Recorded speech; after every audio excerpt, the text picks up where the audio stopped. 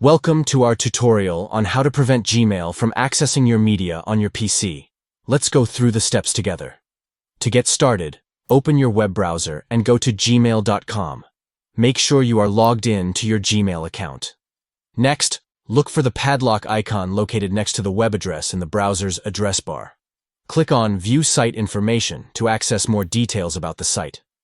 Within the Site Information panel, find and click on Site Settings. This will take you to the Settings page where you can manage various permissions for Gmail. Under the Permissions section, you will see a list of permissions that Gmail has.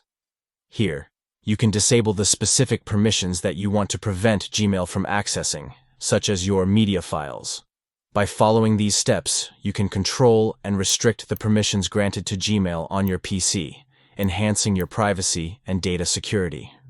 Disabling permissions related to media access helps protect your personal content and gives you control over what Gmail can view and use.